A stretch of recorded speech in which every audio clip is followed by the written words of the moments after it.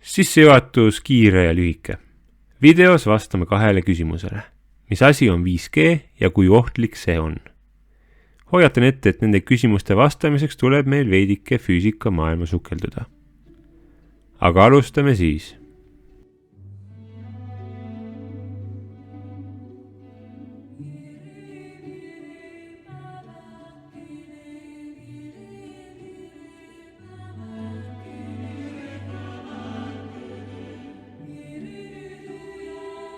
Ma usun, et me kõik oleme kuulnud järgnevat.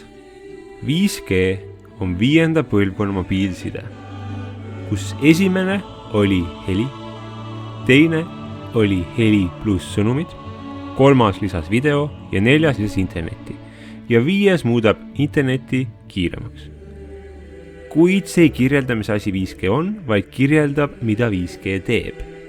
Meid huvitab, mis asi see on, mis su keha läbib, mis su taskut läbib ja mis su telefoniga suhtlema hakkab.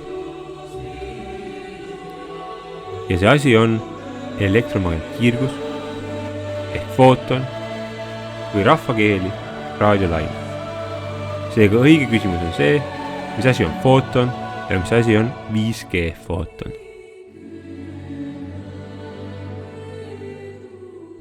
Seega footon ehk elektromagnetkiirgus ehk raadiolaine.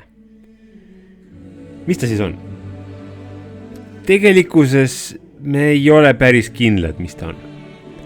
Seda saab kirjeldada väga erinevalt. Seda saab kirjeldada kui puhast energiat, kui energialainet ja kui väikest, üliväikest osakest, mille sisse mitte midagi ei mahu. Ja hoolimata sellest, et see on niivõrd väike, on selle sisse pandud kuidagi viisi erinevad kogused energiat. Seega minu meelest on kõige lihtsam kujutada footonit ette kui ühte suvalist punkti ruumis, kus on juhuslikult liiga palju energiat. Seda energiat on seal punktis nii palju, et ta hakkab lõhkuma ruumi, mille seest on, tekitades sinna sisse magnet ja elektri välja. Ja seda ilma magnetita ja elektrita. Ning see ei saa mitte kunagi paigal seista selle tõttu ja peab liikuma valguskiirusel. Nüüd minu ja enamike füüsikute definitsioonid on suhteliselt arusaamatud. Ja seda põhjusega, kuna me ei saa sellest hästi aru. Seega meil on palju lihtsam defineerida footonit selle järgi, mida ta teeb. Ja me teame väga hästi, mida ta teeb. Ta liigub valguskiirusel, ta tekitab elektri ja magnet välja ja ta kannab erinevates kogustes energiat. Elektriväli ja magnetväli tekitab ta lainetades. Ehk kord on footoni ümber oleval ruumil positiivne väli, siis nullväli ja siis negatiivne väli. Seega, mida rohkem on footonil energiat, seda rohkem ta moonutab ehk paneb lainetama ruumi, mille sees ta liigub. Suurema energiaga footonil on suurem sagedus ehk tihedamini muutub plussiks, miinuseks, plussiks, miinuseks, plussiks, miinuseks. Ehk tal on ka väga väike lainepikkus, et tihedamalt muutuda.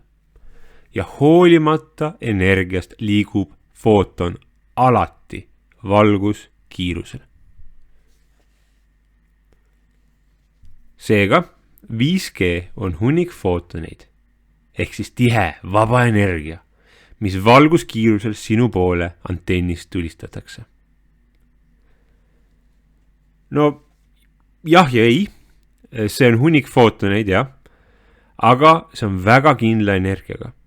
Ja et sellest energiast aru saada, tuleb meil aru saada elektromagneetilisest spektrist. See, kui palju energiat on footonil, väljendub selle sageduses. Kõige suurema energiaga footonid on kõige suurema sageduse ja kõige väiksema lainepikkusega. Footonid saavutavad sellise energia vaid siis, kui aatomi tasandil toimub liitumine või lagunemine. Ja kui mõni selline footon peaks sind tabama, no siis see lõhub sinu sisekeemia täielikult ära. See lööb elektronid sinu kehas olevate aatomite ja molekulide küljest, tekitades keemilist lagunemist. See neeldub tuumadesse ja aatomitesse ning paneb neid kiirgama teisi, vähem ohtlikke, kuid siiski kahjulikke footoneid. Ja see võib rebida ruumi su kehas puruks ja tekitada antiosakesi. kõlab tuttavalt. kui keegi teist minu tuumaenergia videosid on vaadanud, siis te teate, et ma kirjeldan praegu gammakiirgust. kõik footonid, mis on väiksema lainepikkusega kui 10 pikomeetrit, on gammakiirgus. Ja see on kõige ohtlikuma hirmsam kiirgus, mida me teame. 5G, seda ei ole. 5G antennid ei suuda seda ka toota, kuna neis antennides ei toimu tuuma lagunemist ja ei ole piisavalt palju energiat. Liikudes edasi 10 pikomeetriste kuni 10 nanomeetriste lainepikkuste juurde. Footoneid, mis nendel lainepikkustel liiguvad, kutsutakse röntgenkiirguseks. Ja see on väga sarnane gammakiirgusega. Kuid, kuna sellel on vähem energiat, ei lõhu ta nii palju. Enamus sellest kiirgusest läheb su kehast läbi, kuid osa neelatakse teatud aatomitesse. Ja need aatomid meil kas lagunevad või hajutavad selle kiirguse laiali. Ja need aatomid asuvad meil kontides. Ja selle tõttu me kasutamegi seda kiirgust röntgenpildi tegemisel. Nüüd, miks see nii on? Miks osad aatomid ja molekuulid on justkui nähtamatud footonitele?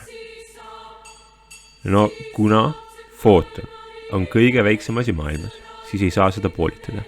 Ehk see ei saa osa energiat ära anda, ta peab andma ära kõik oma energia ja seda alati. Ma proovin selgitada. Kui sina lükkad mingit objekti, saad sa anda sellele erinevaid energiaid. Ta võtab need erinevad energiad omale, liikudes erinevaid distantse. Footoni puhul oleks heaks näiteks nupu vajutamine. Kui ma vajutan nuppu liiga nõrgalt, ei toimu mitte midagi. Kui ma vajutan nuppu liiga tugevalt, ei toimu samuti mitte midagi. Ma pean vajutama nuppu täpselt õieti, et midagi juhtuks. Nüüd hiire puhul tuleneb see sellest, et kui ma vajutan hiirt liiga tugevalt, siis energia läheb läbi hiire lauda. Kuid footoni puhul läheks energia lihtsalt läbi. Footon läheb lihtsalt läbi. See on väga tähtis footonite omadus. Neid saavad neelata ainult kindlad kehad, kindlate energiatega kehad. Ja need kehad on siis aatomid, aatomite sidemed, molekuulid või suuremad struktuurid nagu kristallid, betoonid või planeedid. Kontide puhul neelatakse röntgenkiirgus siis kontides olevatesse rasketesse aatomitesse. Ja sealt aatomitest see vabaneb kas teistel madalamatel sagedustel või väljub teise nurgal. All oleva detektori jaoks, mis ainult röntgenit näeb, muutuvad need footonid nähtamatuks ja tekivad valged alad pildi peale, kus footonid läbi ei läinud. Röntgenkiirgus on selline kahe vahel. Olgugi, et enamus footoneid ei reageeri sinuga, siis osadel neist on piisavalt palju energiat, et käituda nagu gammakiirgus. Ja selle tõttu lastakse sulle vaid korraks seda. Ja personal lahkub ruumist, et nad ise kiiritada ei saaks. Ja see märk masina peal, see märk tähendabki ioniseerivat kiirgust, ehk kiirgust, mis lõhub tuumasid ja keemilisi sidemeid. Ning 5G antennidest röntgenkiirgust ei tule. Jällegi, kuna ainus moodus röntgenkiirguse saamiseks on aatomite lõhkumine või uute aatomite moodustamine. 10–400 nanomeetrise lainepikkusega footonid on ultraviolettkiirgus. Kui ioniseeriv kiirgus suutis lõhkuda kõiki aatomeid, siis ultraviolettkiirgus on niivõrd väikse energiaga, et ta suudab lõhkuda vaid teatud sidemeid aatomite vahel. Kuid ta on piisavalt väikse lainega, et teda neelatakse põhimõtteliselt kõikide sidemete poolt. Need molekuulid, mida ultraviolettkiirgus lammutada jaksab, on väga suured molekuulid, nagu rasvad, suhkrut, plastmass ja DNA. Inimese puhul on ohtlik see viimane. Kui sa ultraviolettkiirguse käes piisavalt kaua oled, on vaid aja küsimus, kui su DNA saab kahjustada ja rakud saavad kannatada. Õnneks enamus vigastatud DNA-ga rakke sureb koheselt või tapetakse keha poolt, kuna meil on olemas teatud kohanemised ultraviolettkiirgusega. Üks neist kohanemistest on see kahjuga toimetulek, kuid me võime ka rakkudesse teatud molekule viia, mis ultraviolettkiirgust neelavad. Nüüd, nagu ma ütlesin, ultraviolettkiirgus neelatakse kõik sidemete poolt ja selle tõttu on tal väga halb läbivus. Ta peegeldub ja hajub kõiges, mis meie ümber on. Mida see hajumine täpselt tähendab? Nüüd, kui aatom side neelab ultraviolettkiirgust, ja elab selle üle, siis on kogu molekulis korraga hästi palju energiat, mis tahab sealt vabaneda. Esiteks, see energia võib vabaneda, kui see molekul paiskab välja teise footoni, mis on madalama energiaga, me jõuame nende juurde, või see side või kogu molekul hakkab kiiresti liikuma ja hajutab selle energia niimoodi ära. Ja nagu me teame, liikumine on soojus. Selle juurde ka natuke hiljem. Nüüd ultraviolettkiirgust ei toodeta 5G antennides, kuna esiteks see lõhuks plasmassi ära, mille sees see antenn on, ja teiseks me näeksime seda, kuna ultraviolettlambid kiirgavad kergelt lillakat värvi. 400 kuni 750 nanomeetri pikkuse lainetega footoneid kutsutakse nähtavaks valguseks. Selle laine pikkusega footonil on nii vähe energiat, et ta suudab ainult ühte molekulsidet lõhkuda. Ja see molekul juhuslikult asub sinu silmas. Kui see molekul laguneb, siis eradub elektron ja su silmanärv saab impulsi. Ning täpselt nagu ultraviolettkiirgus neeldub ja peegeldub, see pea kõikides teistes sidemetes. Ning kuna sidemed neelavad erineva energiaga ja lainepikkusega footoneid, siis me saame selle järgi oma maailmasse värve. 5G antennid ei tooda nähtavat valgust, kuna me näeksime neid esiteks helendamas ja tihe plastmass neelaks kõik selle endasse ära. 750 nanomeetri ja 1 millimeetrise lainepikkusega on infrapuna. Kui nähtav valgus lõhub ühte spetsiifilist keemilist sidet, siis infrapunakiirgus ei suuda mitte kui midagi lõhkuda. Kuid seda neelatakse absoluutselt kõikide keemiliste sidemete poolt. Ja kui ta neelatakse, siis ta paneb need sidemed liikuma ehk tekitab soojust. Infrapunakiirgus tekib keemilisest lagunemisest, nagu su kehas, kui sa suhkruid põletad, lõkkepõlemisel või teatud lampides, kus elektripingega tõstetakse metalli temperatuuri. Põhimõtteliselt kõik, mis on soe, kiirgab infrapuna ja kõik, mis sooja kinni hoiab, neelab infrapuna, seal hulgas ka sina. Kas 5G antennis toetatakse infrapuna? Huvitaval kombel jah, elektri liikumine juhtmetes tekitab soojust, seega peaaegu kogemata kiirgab antenn väikeses koguses infrapuna. Kuid see ei ole selle antenni peamine kiirgus. 5G antennid kiirgavad mikrolainet. Mikrolained on 1 millimeetri kuni 50 sentimeetri suurused lained ja 5G on neist kõige väiksem, 1 millimeetri kuni 10 millimeetri pikkusega. Kui infrapuna kiirgus ei suutnud sidemeid lõhkuda, aga suutis kõiki sidemeid liikuma panna, siis mikrolained on nii nõrgad, et nad suudavad vaid üksikuid kindlaid sidemeid kiiremini liikuma panna. Kõige kuulsam näide mikrolainest on 12 sentimeetrine mikrolaine ahju mikrolaine, mis suudab vaid ühte vesinikusidet mõjutada.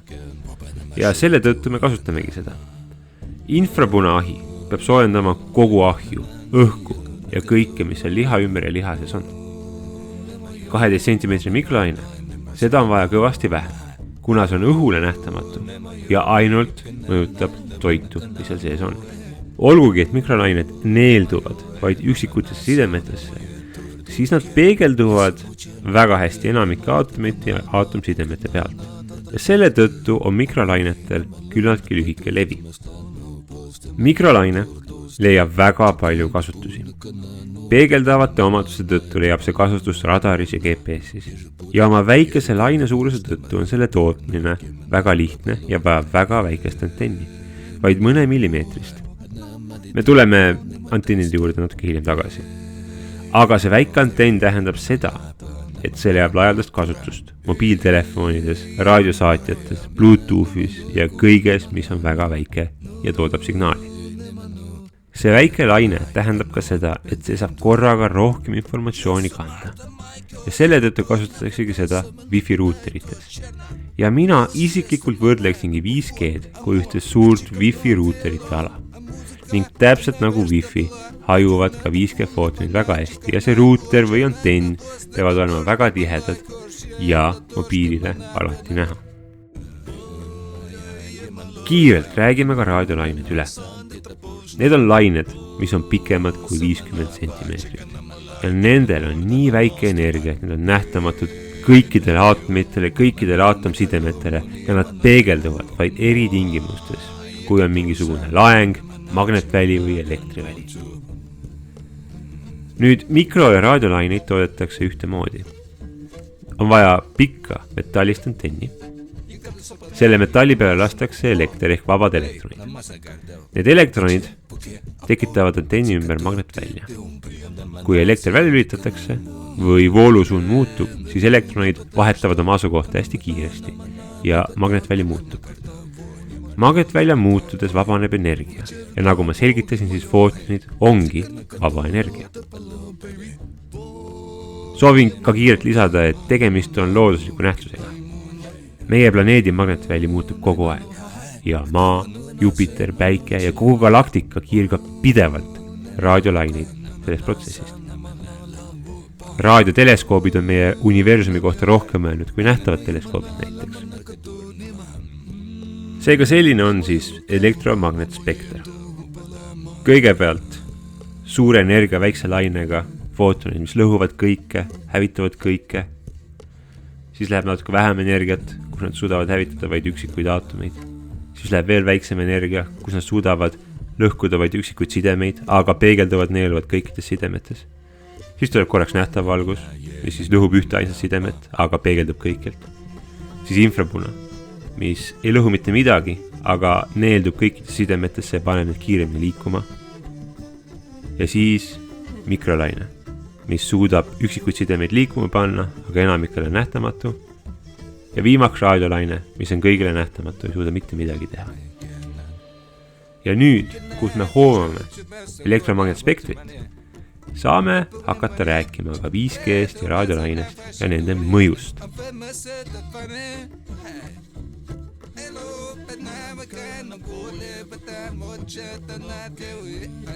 Seega, mikrolained nagu infrapuna saavad neelduda, kuid ainult üksikutesse sidemetesse.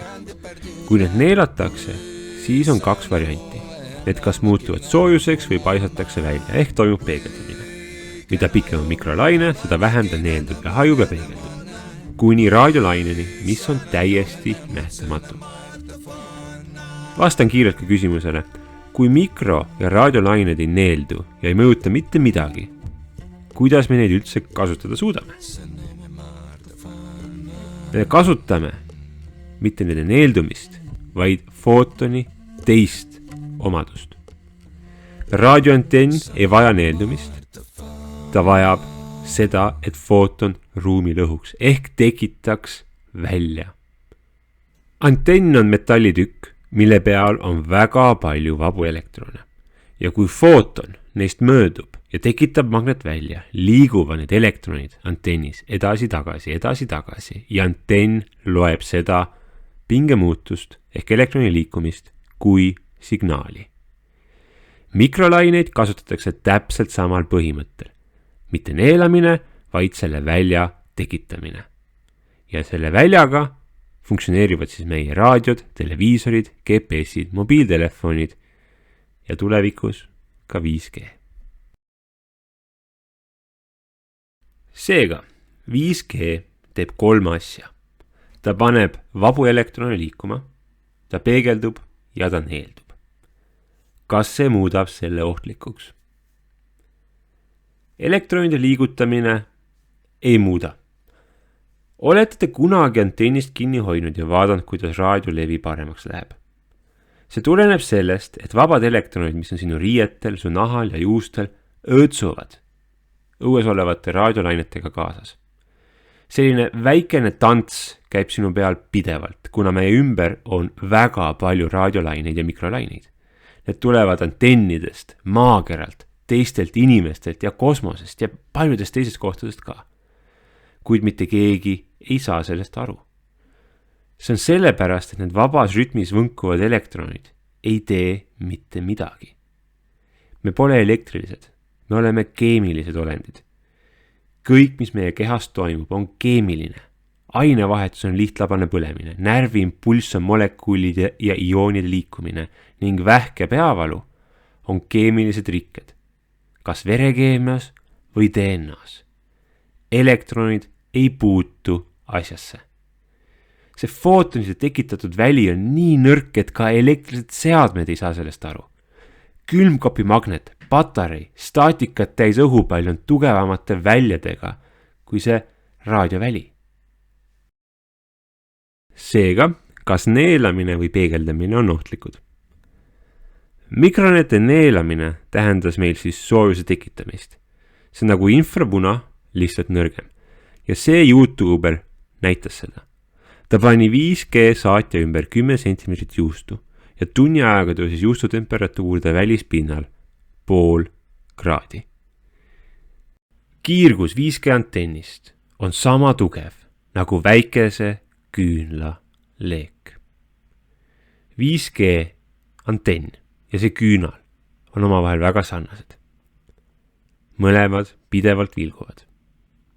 Mõlemat on väga vähe, iga 10 ruutkilomeetri kohta üks.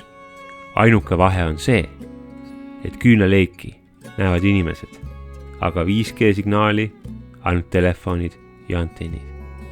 Ja täpselt nagu see küünal ja antenn siin, on see kiirgus olematu, võrreldes kiirgusega, mis tuleb meie kõige suuremalt 5G antennilt ja lambilt nimega päike. 1% kogu päikese kiirguses on 5G sagedusega ja seda on üle 10 korra rohkem, kui 5G antenn eales sulle kiiritada suudab. Öelda, et 5G on ohtlik, kuna see suurendab kiiritust, on võrdväärne väitega, et selle küünla infrapuna või selle majaka nähtav valgus on ohtlik, kuna need suurendavad kiiritust. Need lihtsalt ei ole. Neil lihtsalt ei ole piisavalt palju energiat, et kedagi ohustada. Kui ma nüüd hoolega mõtlen, nagu tugevalt, kas 5G on ohtlik, siis võib-olla üheainsa punktiga, üheainsa toimega. See kiirem internet hakkab süvendama inimeste isolatsiooni ja nutisõltuvust, mis tekitab depressiooni ja tekitab vähki, kuid isegi see on tühi punkt, kuna selle kasu ületab kahju. Kiirem internet avab rohkem võimalusi.